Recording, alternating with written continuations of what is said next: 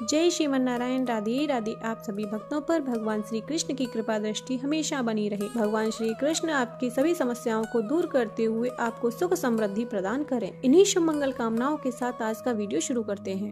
प्रिय भक्तों, आप हमारे साथ नियम पूर्वक माघ मास महात्म्य की कथाएं श्रवण कर रहे हैं और अब तक हम माघ मास महात्म्य कथा के अध्याय 26 तक श्रवण कर चुके हैं और आज श्रवण करेंगे उससे आगे की कथा यानी कि अध्याय 27। उससे पहले श्रवण करने वाले हैं हम एक ऐसा प्रसंग जब श्री कृष्ण ने भक्त के नियम को न टूटने दिया। तो बोलिए श्री कृष्ण भगवान की जय। एक बार एक सेठ भगवान श्री कृष्ण का परम भक्त था। वह अपना काम धंधा करता था और सोते जागते ठाकुर जी का नाम जपता रहता था। उसका एक नियम था, वह रोज शाम को कृष्ण मंदिर में जाकर 4 लड्डुओं का भोग लगाता था।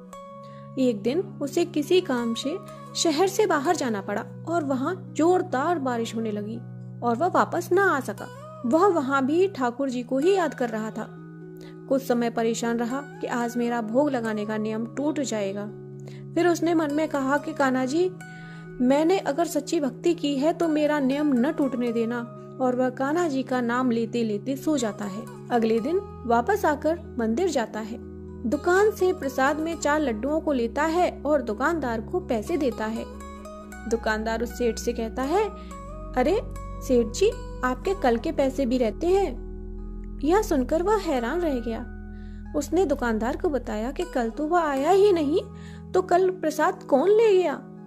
दुकानदार ने उन्हें बताया कि कल एक छोटा सा लड़का बांसुरी पकड़े हुए आया और उसने कहा कि 4 लड्डू दे दीजिए और सेठ जी के खाते में इसके पैसे लिख देना। यह सुनते ही सेठ जी की आंखों से आंसुओं की धारा बहने लगी। उसे याद आया कि उसने कल मन में कान्हा जी को याद किया था और कहा था कि ठाकुर जी, मैं तो नहीं आ सकता, पर आप तो किसी को भोग लेने के लिए भेज सकते हैं। मेरा नियम मत टूटने देना। दुकानदार ने पूछा, सेठ जी क्या हुआ। सेठ जी ने उस दुकानदार को सारा प्रसंग बताया तो दुकानदार सेठ जी के पैरों में गिर गया। आपकी सच्ची भक्ति के कारण मुझे ठाकुर जी के दर्शन हुए। ठाकुर जी ऐसे ही हैं, जो उनकी सच्ची भक्ति करता है उसके काम संवारने ठाकुर जी स्वयं आते हैं। तभी तो कहते हैं, प्रबल प्रेम के पाले पड़कर हरि का नियम बदलते देखा, जिनकी केवल कृपा दृष्टि से सकल सृष्टि को पलते देखा। अब श्रवण करते हैं माघ मास महात्म्य का 27वां अध्याय। बोलिए माघ के स्नान की जय। प्रेत कहने लगा कि हे पथिक, मैं इस समय तुम्हारे पास जो यह गंगा जल है उसे मांगता हूँ, क्योंकि मैंने इसका बहुत कुछ महात्म्य सुना है।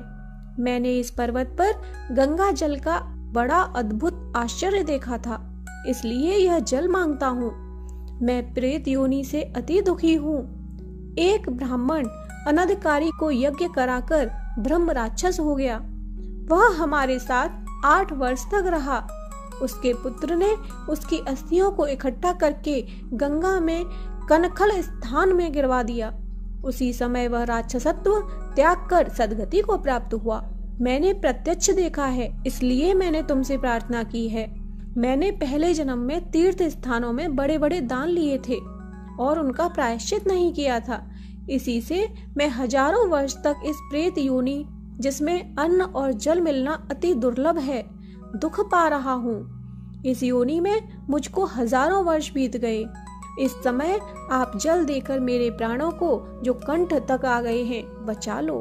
कुष्ठ आदि रोग से भी मनुष्य प्राणों को त्याग करने की इच्छा नहीं करता।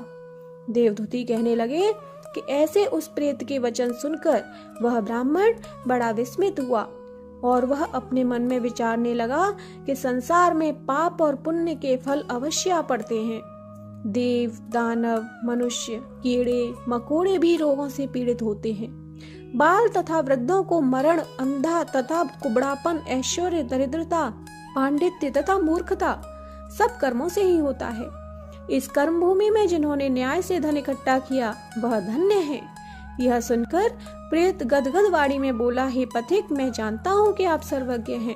आप मुझको जीवन का आधार जल इस प्रकार दो जैसे मेघ चातक को देता है। तब पथिक कहने लगा कि हे प्रेत, मेरे माता पिता भृगु क्षेत्र में बैठे हैं, मैं उन्हीं के लिए जल लाया हूँ। अब बीच में तुमने गंगा के संगम का जल मांग लिया, अब मैं इसी धर्म संदेह में पड़ गया कि क्या कांड वस्तु में यज्ञों को इतना नहीं मानता जितना प्राण रक्षा को मानता हूँ। इसलिए प्रेत को जल देकर तृप्त करके माता पिता के लिए फिर जल लाऊंगा। लोमश जी कहने लगे कि इस प्रकार उस पथिक ने गंगा यमुना के संगम का जल उस प्रेत को दिया। उस प्रेत ने प्रीति पूर्वक जल को पिया। उसी समय वह प्रेत शरीर को छोड़कर दिव्य देहधारी हो गया। केरल कहने लगा कि बिंदु मात्र गंगा जल से वह प्रेत मुक्त हो गया। हम समझते हैं कि ब्रह्मा जी भी इस जल के गुण का वर्णन नहीं कर सकते, नहीं तो महादेव जी इस जल को मस्तक पर क्यों धारण करते। इस संसार में जो मनुष्य काया वाचा और मनसा के पापों से रंग गए हैं, वह गंगा जल के बिना नहीं घुलते। गंगा जल के सेवन से मुक्ति सदा सन्मुख खड़ी रहती है। जिसके जल को स्पर्श करते ही प्रेत प्रेतत्व को छोड़कर मुक्ति को प्राप्त होते हैं। जो गंगा स्नान करता है वह वैष्णव पद को प्राप्त होता है।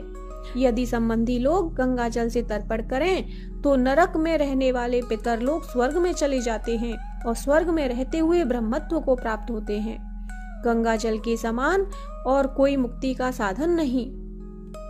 वह प्रेत वहां से चला गया और 1 मास में जब माघ मास आया तो उसने सुने हुए प्रयाग महात्म्य के अनुसार गंगा यमुना के संगम पर स्नान करके पिशाच शरीर को धारण कर भक्ति पूर्वक नारायण स्तुति करता हुआ वह द्रविड़ देश का राजा गंधर्वों से सेवित उत्तम विमान पर बैठकर इंद्रपुरी को गया।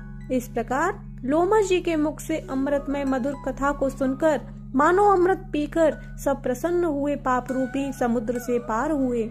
उन्हीं के साथ सब लोगों ने दक्षिण दिशा को प्रस्थान किया। प्रिय भक्तों, आज का अध्याय यहीं समाप्त होता है।